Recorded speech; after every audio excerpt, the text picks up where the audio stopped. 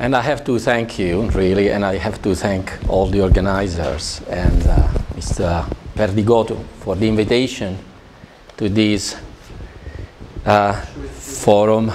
Yeah, let me first settle with the microphone.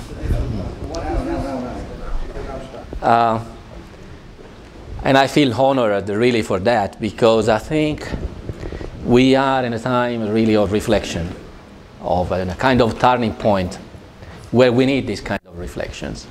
We need a bit of a meditation, because the choices we can take today can have an important impact into the future. I'm not here to tell you what we should do, because that's not up to me, but rather to raise questions and stimulate the debate for the coming hours in the parallel groups. Actually, what we should do from the point of view of the technologies, from the point of view of the realization of the digital agenda, you already know very well, and we heard just that Portugal is not running that bad, for instance, in broadband or in many other sectors that are really closely related to the digital agenda. So that's for, let's say, now, for the next 5, 6, or 7 years, because the digital agenda, as you know, is a time horizon normally 2020. So we are here today to a bit also disconnect with what's going on, not because we want to forget the problems, and we have a lot of problems in Portugal, in Europe, and in the world, but because I think it's only by disconnecting just for today from what we are doing and looking at the great opportunities that the scientific and technological developments could provide to us.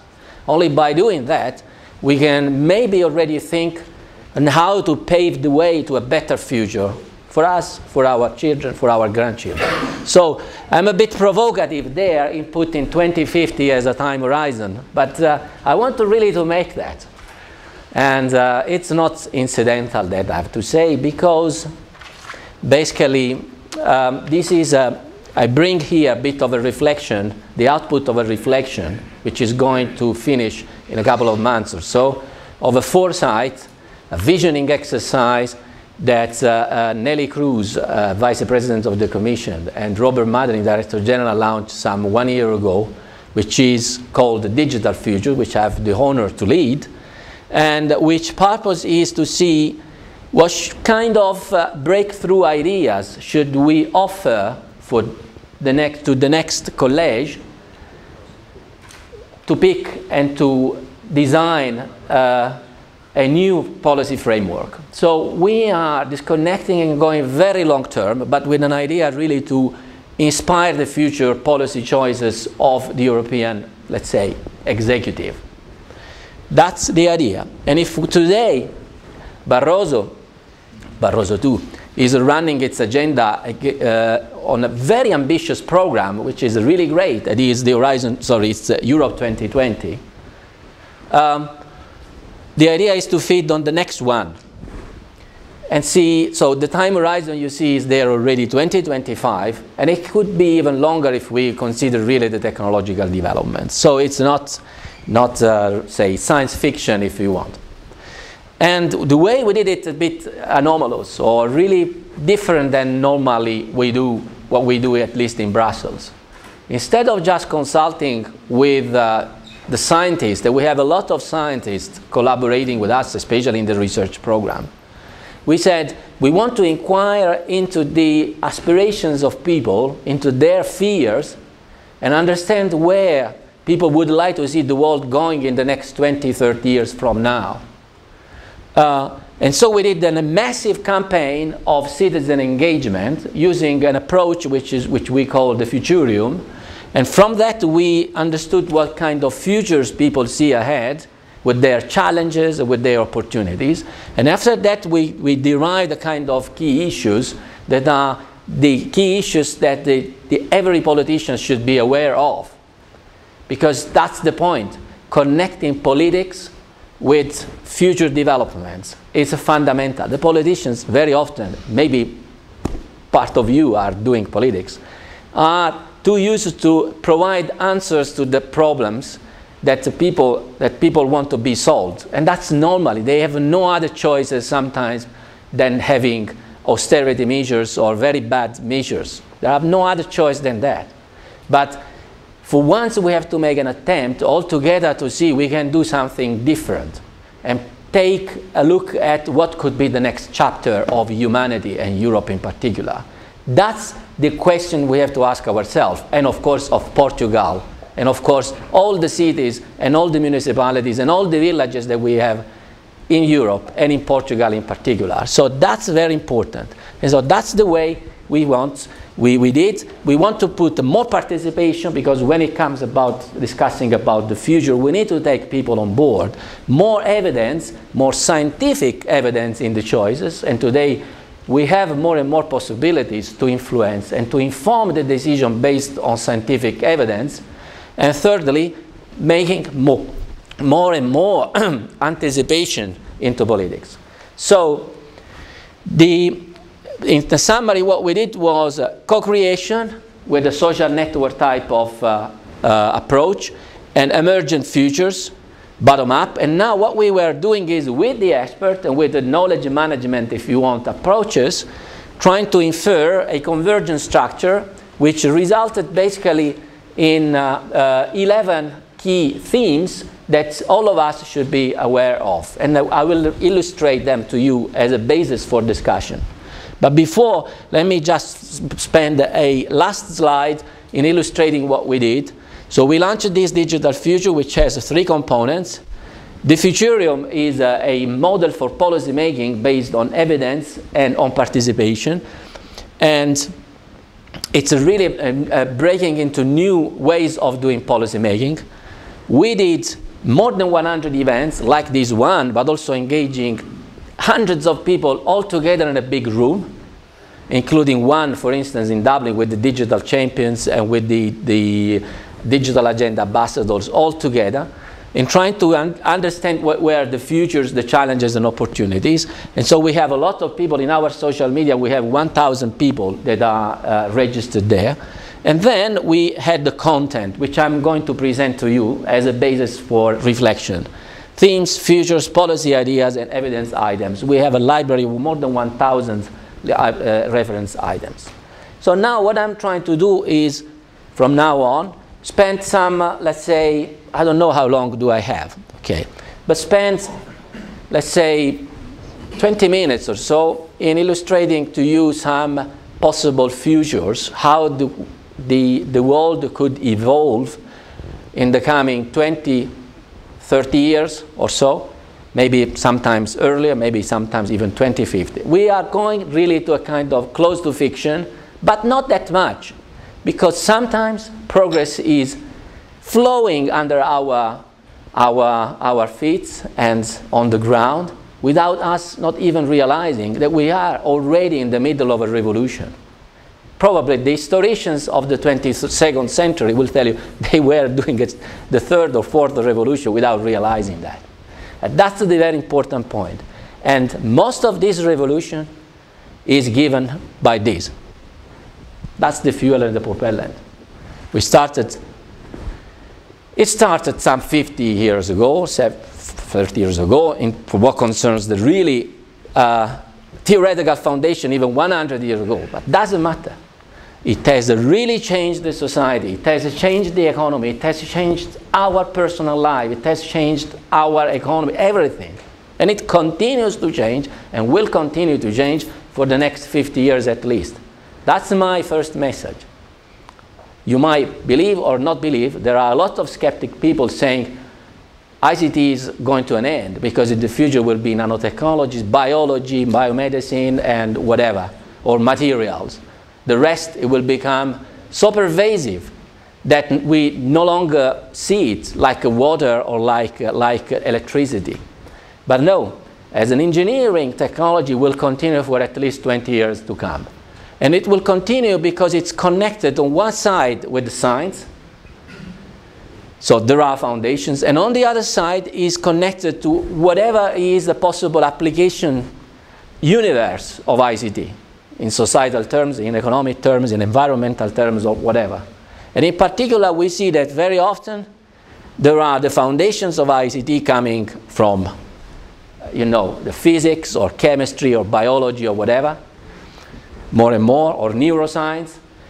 And at the same time, we have drivers, meaning, okay, we know that by 2020 we need to pollute 20% less, or we need to be in a more active and healthy aging 2 years. I mean, we need to live longer, 2 years longer in a reasonably good state.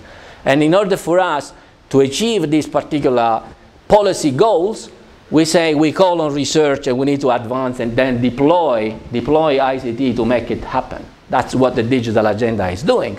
So that's the societal drivers. At the same time, whenever we do something, of course, we hope we will, at the point in time, change the status of the world in a better sense, of course. And last but not least, we know that the progress in ICT, look at, for instance, in computing or even networking or whatever, allows people to do science in a better way, in a way that really everyone, every citizen can be a scientist from its own desktop. Today, science and the way of doing scientific research, it's totally changing. We are really entering a kind of scientific renaissance where instead of having the telescope of Galileo that revolutionized the scientific method, today's telescope is ICT. So with ICT today, you can do the experiments in silico instead of in vitro. So, and save a lot of money in doing streamlining enormously the scientific process, not to speak of the fact that the scientific knowledge can be shared with everyone, and the implications that this has in the way we do science. Today, if you have a good idea, you can emerge without, say, almost bypassing the traditional, let's say, structures in the academic, in academic sense, the scientific society or the journals or whatever. You can bypass everything and become really the most brilliant scientist in the world. And this is tremendously disruptive because there are also risks related to that. Quality, accreditation, or many other aspects. But the scientific process is changing dramatically. But that's just to say that ICT is really at the cornerstone of the future the future's progress in many things. Very quickly, what can we expect in terms of scientific, let's say, of major breakthrough in ICT? Something has been already maybe mentioned because we already see the early symptoms of today with the digital agenda. But if we look really at the future, where can we imagine the major disruption will take place? Well, at the level of the foundations, well, there is no doubt that the major progress we can expect is at the intersection between ICT and other disciplines.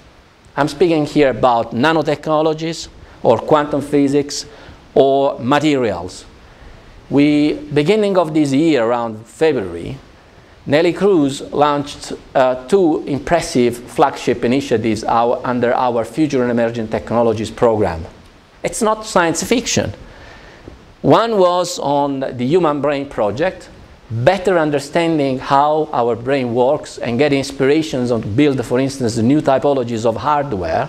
But at the same time, in doing this project, is really looking at the way the brain works, because we know that in Europe we are, and Mr. Perdigoto said, there is an elderly population. We are getting older and older. Okay. The population's average age is increasing dramatically. There is a demographic issue there. And we need to understand the degenerative diseases, for instance. And so we see this is an important point of development we can expect. 100 million per year per 10 years is a kind of little human genome project, if you want. And that's one of the initiatives we have launched. Another one was on graphene, the material of the future. That's the way it has been called. Graphene, a layer of a nanometer thick layer of carbon atoms put with a certain structure which exhibit extraordinary capabilities. Visualization. Each and every of these panes with a very reasonable minimum cost in the 30th edition of Arabida Forum would be graphene. So we would have you and the participants just depicted in these paints, because they would be painted, so to say, I'm just exaggerating, but would be painted by graphene technology. And these tables, if you want, they would be also screens. So, or even better, memory, or even would be better, even computing power would be here at your touch. And the roads would be also made of graphene as well, if you want, when the process for producing it would be optimized. Graphene is the post-silicon era, which allows the Moore's law to be extended for more 10, 20, 30 more years. And it's not just computing, as I said, it's a material with extraordinary capabilities of resistance, superconduction. You can imagine. It will go everywhere, in your car, in your TV. The TV will probably not exist any longer. So just to tell you that, unfortunately, we are spending only 100 million per year per 10 years, because the equivalent of 1 billion, companies like Samsung, they decided to invest already 3-4 years ago. So we should even ask, what are we doing? So we need to be very accurate and say, okay, we do this because we want to make a difference on these and these and these. And we need to understand that the sooner we will be able to take it, perhaps the better is, but not necessarily, and we need to be clear in distinguishing between the scientific foundation and the exploitation, even in commercial terms, of the technology. Don't forget, graphene was invented in Europe, Manchester. That's where the Nobel laureates were. But now, who is exploiting it? The usual question we have in Europe, and in Portugal in particular. So we need to absolutely be clear in that. I'm just saying you here, we can take just this slide for the full duration. I could speak forever here. Disruptive technologies that will change our life. 3D printing, it's already there. It's 3D printing of materials, like, I don't know, even a book or a glass or whatever, right? But we have 3D printing also of organs. You can 3D print your art. You can 3D print your finger, basically. You can 3D print steaks. In the Netherlands, there is a company that is experimenting on how to produce hamburger with the 3D printed steaks. We are here crossing the border of what is, the ethical dimension. There is a strong ethical dimension there. We need to see where we can continue or where we should stop, considering also that if we don't do that, others elsewhere could do it. Because the way Chinese look at ethics might be different than the way the Portuguese, the Italians, and us Europeans look at it. Let's think about that. Let's think. There are many other things. Big data is today. Today is already big data, with the spreading of sensors everywhere. And I know that in Portugal, you are not running so bad. But yeah, it's very good. I know there are a lot of good and wise investments in some cities in making them smarter and smarter. But the wealth of knowledge, instantaneous knowledge that the big data can give, big data analytics can give to us for decisions, it's fantastic. And we were just discussing over the car and said, we could avoid this traffic jam if simply we would apply what we have today in the terms of technology, because the technology is basically already there. And we could really say, okay, there is a traffic jam there, please. Don't push because you don't go farther, just take the other road. It's better. And big data, a great opportunity, but that's for the next few years and for the next 10, but it will continue. This is where the big value chain can be built from a business perspective, from a market perspective. Savings, services, apps, and whatever, coupled, of course, with the new computing paradigms. The cloud is today, but do you believe that the cloud will continue forever? Probably yes, probably not. We don't know. We might go back to another era of totally distributed and peer-to-peer approaches. We don't know. My feeling is that the cloud is for the time being the cloud and not the great technology or the peer-to-peer, because there were a number of commercial dynamics and market dynamics that led us to say, not us, but the Americans, with all the respect with our friends Americans, to say the cloud is better. Cloud is client server. But is the cloud of today the same that the cloud of 20, 30 years ahead? And remember that each and every of these technology has a kind of value inside. Is it the European value? Respect of privacy, security, trust, or it is another one? And you know how much sensitive is this. There is an issue of trust in technology on this.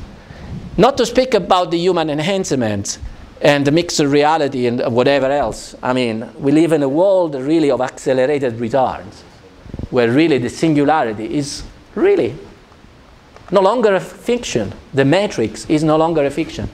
It's not just behind the corner, but 20, 30 years would be enough to say, yes, whatever was said in that movie of the Matrix, we are almost close to that. It was a bit philosophical, I must say. It's a bit too exaggerated. But really, the idea of sensing each and every object, probably even at the molecular and atomic scale, and reflecting this information into the digital models of the real world, that's really very, very, very incredible. And it raises a lot of philosophical questions. And in fact, in my exercise, I have plenty of philosophers and anthropologists for that. But it is also, it has really to be clear. We are at a turning point here, but I will elaborate on that with some few slides, I think. Okay, just this is an overview, just to say that we can, I think, all agree that the digital, say, transformation is not really at the beginning, but it's not coming to an end for at least 20, 30 years ahead. So it's absolutely important that you convene fantastic meetings like this one to understand how we can reflect the benefits of this digital transformation into future policy decisions and inform our governments to say, look, let's do this or let's not do that, or let's try to be wiser. Okay, now I will give you, because I think otherwise I will take too long, because out of this exercise we got more or less 200 futures that are all accessible in the futurium. So you will see, you'll see, if you want, you can get access to this website that I will give to you at the end, where you will find all these kind of futures there. But what we did was a kind of synthesis, as I said before, the arrow going down, which was an incredible effort of knowledge, organization, and synthesis, I think. And we came up with 11 golden themes, important themes that every politician should be aware of. And I will give you some snapshots of that. So the first is here. We are really at the dawn of a transhumanistic era. The prospect of an enhanced human, of a plug-and-play human, is not far away. Today, we have already some 4 or 5 organs that can be built in the laboratory and transplanted with 100% success. So stem cells, genetic research, and proteomic, genomics, and whatever are making, incredible progresses. So the human being of 20, 30 years from now will be kind of enhanced in its cognitive capabilities or in its physical capabilities. We will develop super senses. Today there are already a lot of there is a lot of research, but also clinical research on that, targeting people with disabilities, for instance, that they can't, they have some limitations, and try to overcome that. And this is an incredible, really incredible progress that is expected in this direction. So the big issues here, there are a lot of issues. If there are fantastic prospects, for instance, if you are ultra resistant, you can perform better. So if you use psychological and psychological and also physical techniques to improve your capacity, for instance, your attention, for instance. No? And there are things like that. You will be more productive. Fine, good. But imagine if you apply these in the fields of military research, or if you take these enhanced soldiers, and if you use, well, we are here in a time where with this empowerment, you can unleash the same power that a state would do. You can really fight against a state. So imagine the potentials that are there. So we have to think about that. But this is one incredible development which we should imagine will happen. Another point which is connected to the one or before, the previous one, but it's slightly different. It was more or less mentioned, if I well understood, you mentioned the demographic issue, right, in your speech. I could understand that. We are really moving toward a society of supercentenarians. I mean, it's clear that personalized medicine, the fact that we can really inoculate into our body, into our biology, nanorobots that are able to read what is inside, so kind of sensors, and at the same time intervene to do tissue repairing tissues, for instance, or in situ, or doing a really kind of regenerative medicine. And if we have a virtual physiological human, I'm not speaking here about science fiction, because the virtual physiological human is a research we are funding now since 5 years, and will continue to fund in Horizon 2020. So the virtual physiological human, we are doing that. There is really a modeling, a computer modeling, if you want, of our physiology. And you can imagine, we are constantly monitored, and if there is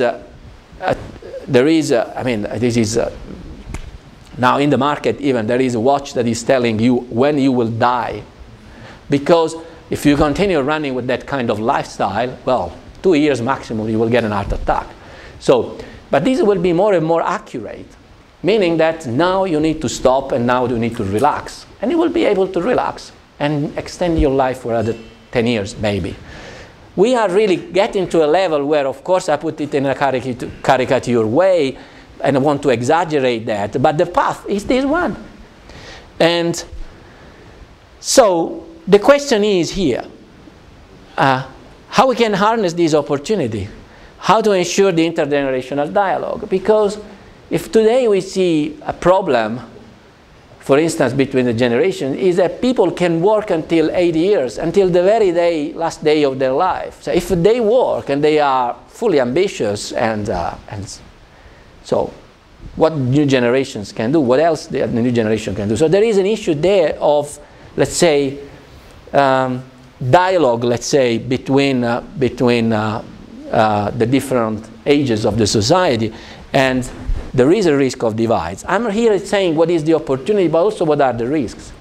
Another one is this one. We will be able to work and play from cradle to grave. It's a kind of little, seems to be a kind of little motto or whatever there. But the essence is very simple. The world of jobs and welfare is changing.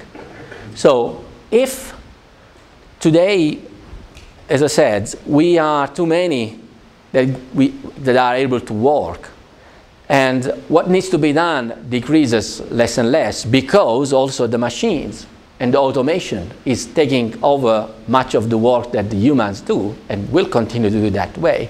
We will end up really that a minor percentage of population is needed, both in terms of intellectual and physical work, to sustain the whole population. So the most important and scarce resource in the world in few years will no longer be oil or energy, because we will overcome that. The most scarce resource will be jobs. People will fight for jobs. And today, if we have the pirates, if we have the Occupy Wall Street, if we have the 5 stars in Europe, and I guess in Portugal you must have some pirates as well. If we have these, it's Mostly because people are unhappy that they have to stay until 40 years old without having an opportunity to work. And that's really, really disruptive. So what can we do? If I would ask you, or we would do a survey in Portugal and say, would you like to have 5 years of retirement when you are 35 years, from 30 to 35, and then continue in a way that you can really enjoy retirement when it's the right time to enjoy it?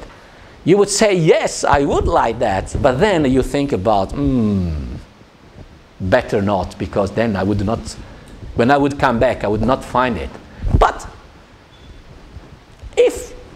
let's think about it, because we are scared.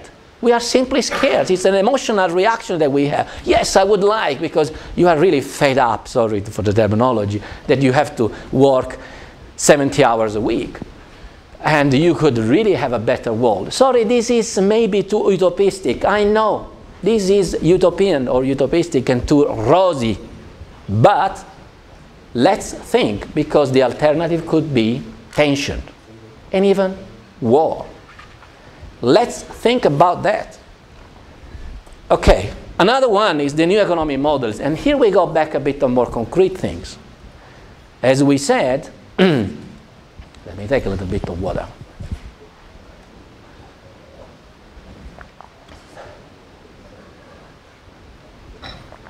If I'm too fast, you tell me. All right. So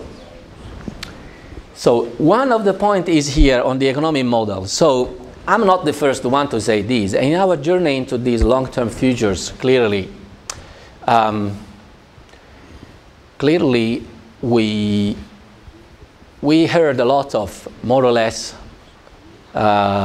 creative ideas, but also conservative ideas.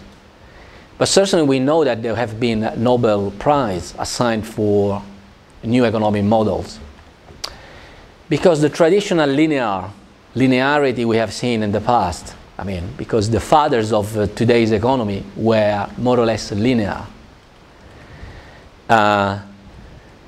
With all the respect, of course.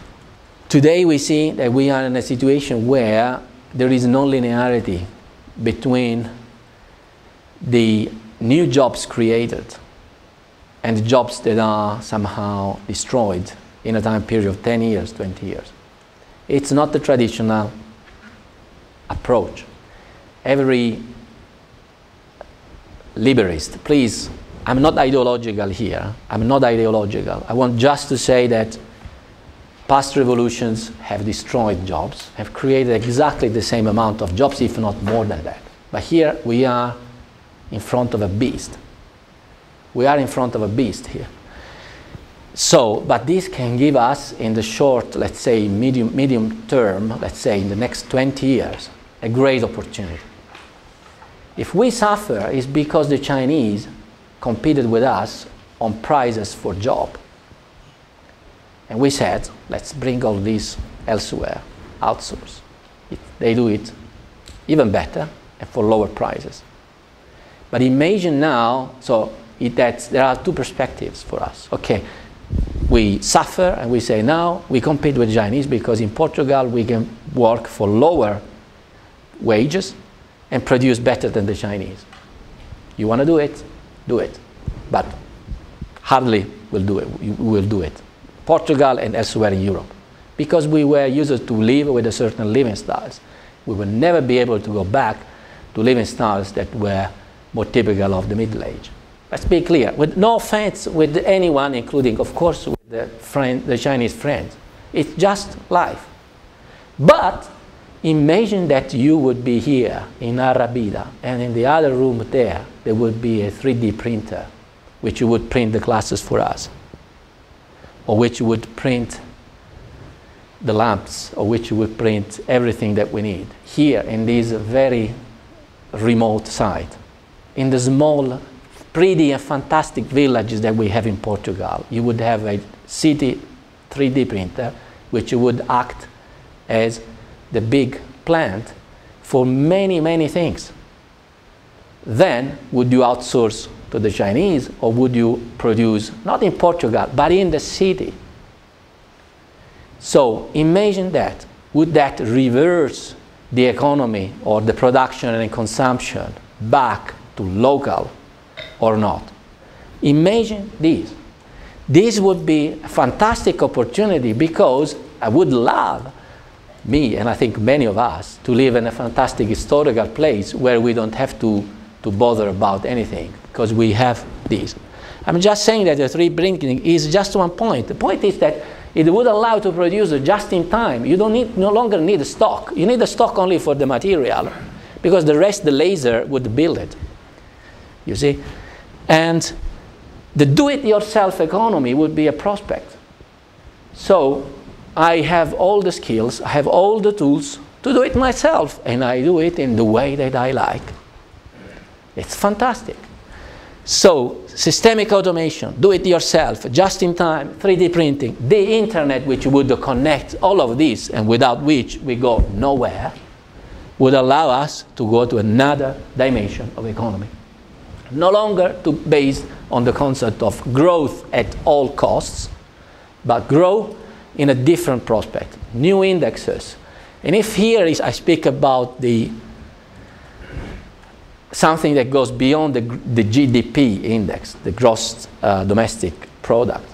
I'm not new in saying this, but it's something that becomes more and more important, because only in that way we can also fit the sustainability equations. We know exactly how much is left in the world of that particular resources, being it copper, or being it oil, or being it silicon, or whatever. We know and we track thanks to the ICT, because don't forget, underlying this is ICT, the internet, the sensors, and everything. So tracking everything, and there is not that much way to escape. That's it, and everyone knows. And that's the idea, that the economy would be perhaps the most important aspect of our life that would be transformed by the digital transformation, by the digital revolution. New indexes, social innovation, circular economy, the economy of the common good. I'm not saying this was Nobel laureate. The point is when this is going to take place. The problem is how we can manage the change. Say economy of common good, it's very easy to say this because it's very easy. But the condition here we could do is that what we could do concretely in terms of politics and policy decision is, could we, for instance, try to create the conditions for that to little by little happen? Because it would be all the advantage for Europe, paradoxically. Could we, for instance, in a small village or in a small region of Europe, start to experiment with these alternative currencies, with internet battering systems and so on? Could we experiment that? Believe me, they are experimenting anyway. If you go to Greece, there are already islands that they've already started to experiment new currencies. So we are not really far away. And we do that not because we like it, we don't want to be ideologic or alternative, because we need to, because otherwise crisis will really kill everything. Sorry, I don't want to be catastrophic here, because otherwise we enter a bit into depression. So, very quickly. Another point is governance here, the emergence of new actors. So, ICT has made us more powerful to some extent. Meaning that today we have an encyclopedia, the possibility to have encyclopedic knowledge inside us or at our fingertips, right? And this makes things totally different. So the idea is, so the future we see here is a future of an empowered human being that can decide or co-decide together with others on things that matter the collective interest. So this today we see there is an emergence of new paths toward, let's say, participation or e-participation. E-government is a broader terminology, and we know that there is a lot done. But the idea of engaging citizens in issues that matter to them becomes a fundamental thing for governments.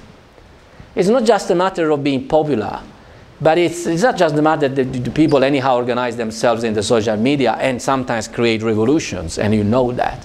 But it's just the idea that we need to be able to understand this because governance is the most important thing after all. And there is an idea of a collective intelligence that you can see in the social media, and through social media people can push the right buttons and create a kind of waves of opinions and of tensions in the social media that sometimes can even lead to revolutions. So look at the Arab Spring, for instance. But just to tell you that we are in a world where, by the way, that ICT becomes really a critical infrastructure for decision, for knowledge and decision. And again here, the requirement is on the trust, on the privacy, on the identity management, on the security and resilience of this infrastructure. It's fundamental because it's the nervous system of our decision making, let's say, infrastructure. And in a Darwinian sense, I wanted to really make this point that I'm thinking now. In a Darwinian sense, if looking at the economy and the previous slides, let's say we don't fight for survival because machines and technology will give us foods and resources a go-go. But the Darwinian model is also fighting for glory. And this fighting for glory is somehow linked to the human ambition, and sometimes this can be dangerous. It's good that we have that, but it has to be regulated because we enter in a world where few can control many, but also, fortunately, many can control the few.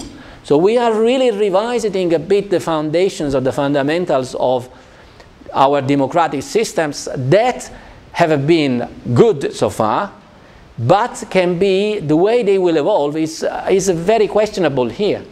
Sometimes I see here recently, I see many people say, you know, I got 20,000 I like in my tweet or my Facebook statement, and they consider this as an element of empowerment. They say this is the right way.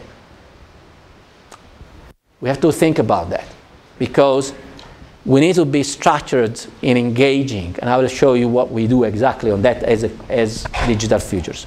Very quickly, art, science, and humanity will also evolve, and I mean this is, as I just said, okay, I don't want to insist on that. I just want to say that science is dramatically changing the way we do research, the way we do, the scientific discovery process is changing dramatically because of ICT, but there are issues as well there. I mean, there are issues of accreditation, of quality, or whatever.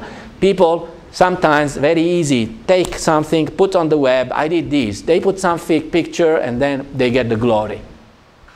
While researchers, scientists that are behind have to fight. So you understand, there are definitely issues of accreditation and having the right approach to that. And important, science mixes with art more and more, because there is an issue of finding the right narratives to communicate science. And nowadays a scientist is no longer a scientist introverted and a bit autistic or whatever with its own, you know, strange thinking, but it has to have a communication capacity at the same time. And that's very important. We need to be careful that the introverted are forgotten by the world. Okay, learning as well, in a world where everything is changing every now and then because technologies, we are entering a kind of accelerated return, exponential growth of technology and development of technology. People will have to stay always updated with that, and this means that we will change job multiple times in our life, and that imposes a new way of learning, and the prospects here are very incredible for new learning patterns and paths. As I say here, we reconnect a bit with the human enhancement future, including brain machines interfaces, the gaming and gamification, the immersive virtual spaces for learning, and so on. So today we could enter our room at home and be in a university in a university class, following the professor that is like following from the same place where, like being there, you know. And that means that I can no longer travel to New York or to California to fall. So I could really have a fully immersive classroom. The Erasmus program, which is one of the things that have you know, unified a bit, you know, our students, could change dramatically, I mean, in 20 years from now. Okay, but here again, we have issues, that we are entering into a system that is more and more liquid. Media also will change. That's fundamental also in terms of pluralism, because today media are in a situation that is very conflictual. On one side, there are the traditional media. They want to, of course, and it's legitimate, take their role of being the interface between what's going on and people and the audience, the so-called audience. In the future, it's going to change because more and more people will become journalists of themselves. They will tell what happens.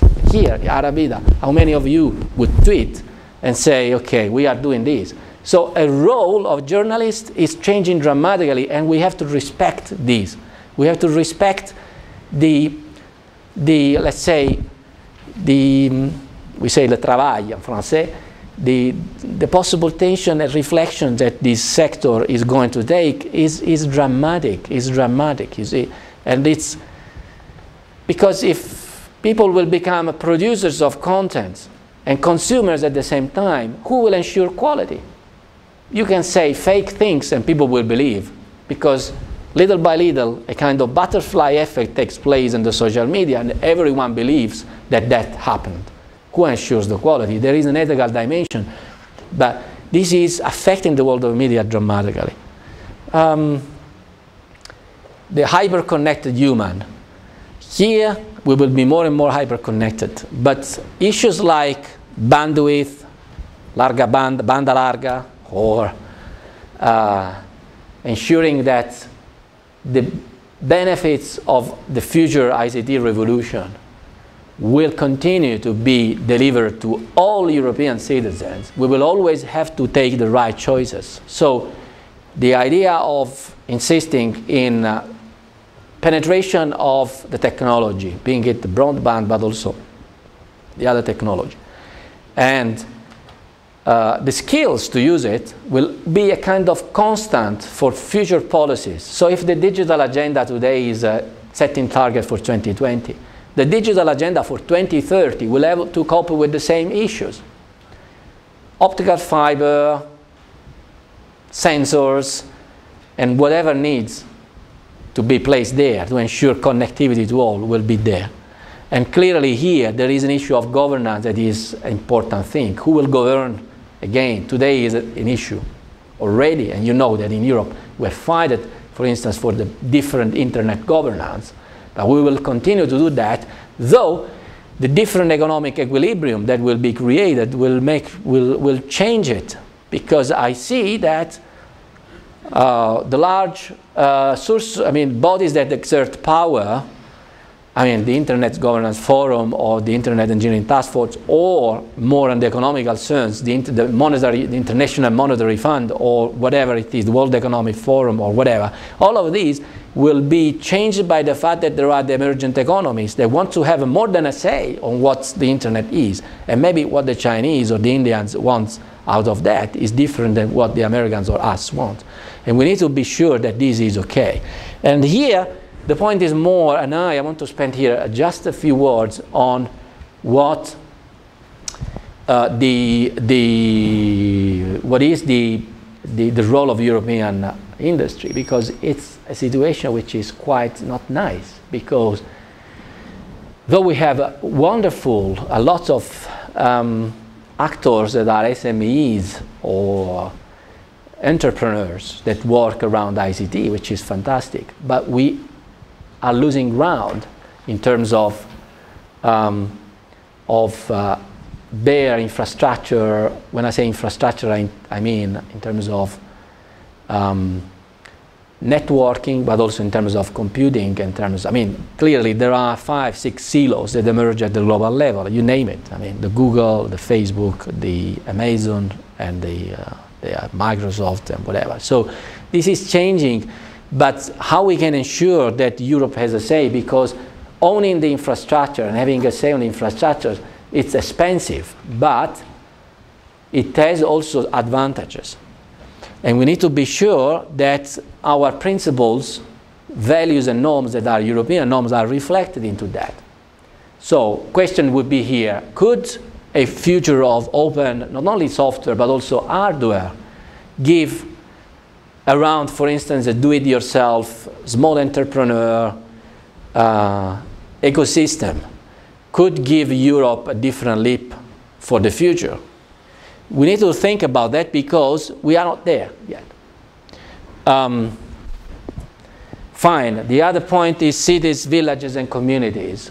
The cities, villages will be the cradles of future innovations, because there you can experiment and you can do a lot of things. And this is what is in between the human as a human, the person, and the states, the big world regions. We might see a new era of a new kind of renaissance, where in the cities you find your own sustainable life, you can really be happy, and you can be really rich in the sense that you miss nothing. You have everything that you need. And that's the great perspective we have in Europe. And where the trade-offs for what concerns the resource and resource management will be managed and will be sorted out. Because the energy bill for the city, you can imagine that. That is much easier than a state bill. And there you can find your own sustainable way with the solar, wind, and other form of energy production and consumption. And you can make these more and more easy to manage. So it's maybe here that we should work and intervene more, because there is more trackable, you can measure the impact, and you can build your own models that work and then make them working in the regional and national, international level. Here we have the power of our tradition and the power of our values that could be really reflected and make us give us a different momentum in Europe. I don't say more than that. And last but not least, pursuing global peace. We live in a world that will continue to see migrations, because if what I was said just from, let's say, a European perspective, and was said just from a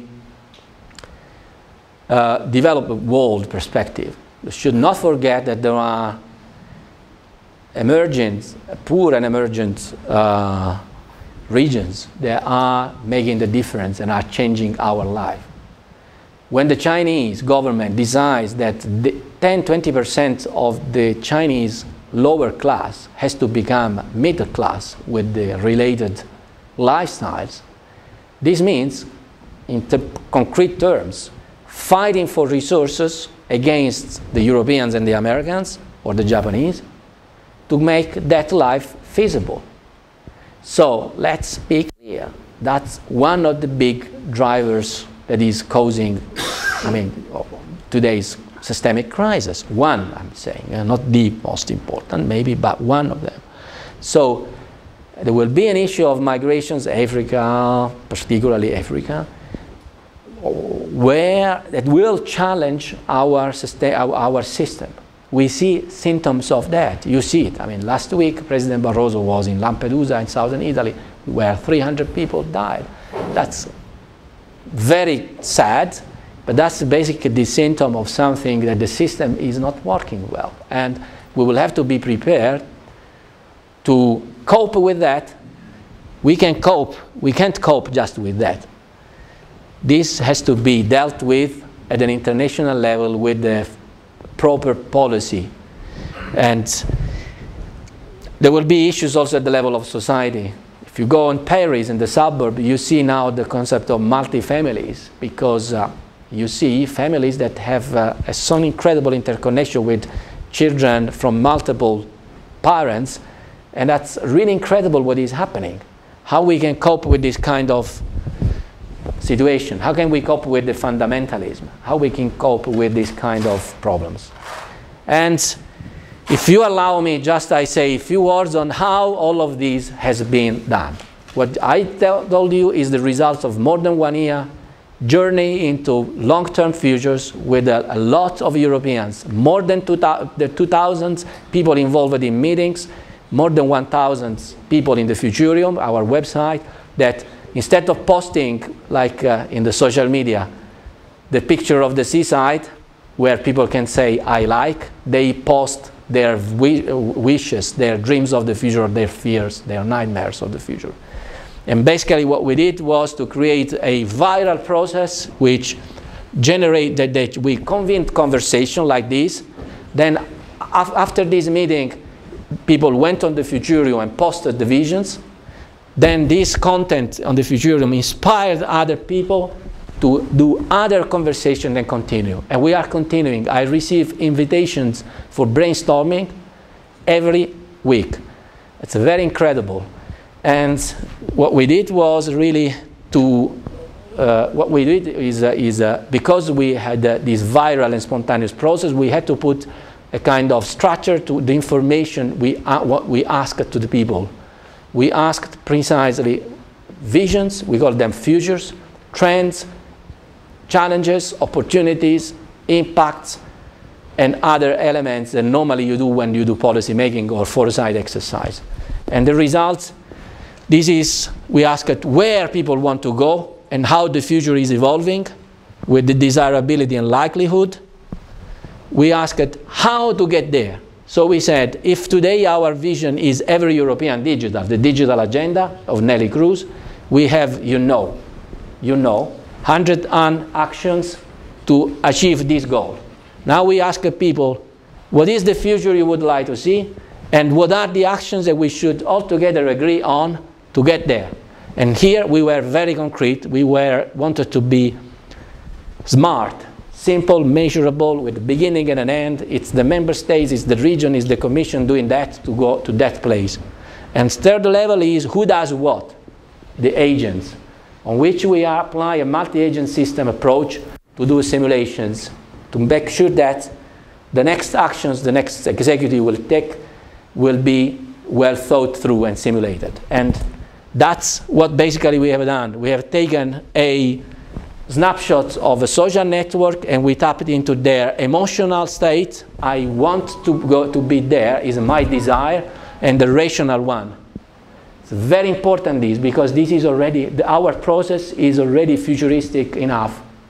It's like that the president of the Lisbon Council, the Lisbon administration has to build another airport in Lisbon. This is a decision which is billions of euro investment. They convene a group of experts, the sociologist, the engineer, the transport engineer, the philosopher, everyone. They stay 6 months in conclave, and then they come and say, the airport has to be built northern Lisbon or west Lisbon. Few seconds after, so this is scientific evidence. The study, you do this, and you go and you say, that's the best solution, do it southern. But few seconds after, there is the emotional side coming. The telephone call and say, don't do it there, do it northern, which is better. The lobbying, the ideology, the Greens that say, no way, you don't build another airport. Is it logical? Is it rational? It's emotional as well. We separate these two that are always in the politics, always. And basically, this is what we've done. This is other factors than evidence, but try also the evidence, the emotional side, also the futures. That's what we have done. It's a model that is called the Futurium, and if you are interested, you can adopt it because it's for free. We have done it, very low cost, and we have this site which has been done to inform the next European Commission and Parliament in spring 2014. But as you can see, we have it already done. And that's it, where you can find information. A foresight platform for evidence-based and participatory policy making, and you can find it here. If you are interested, we can talk about that. But that's all. Obrigado.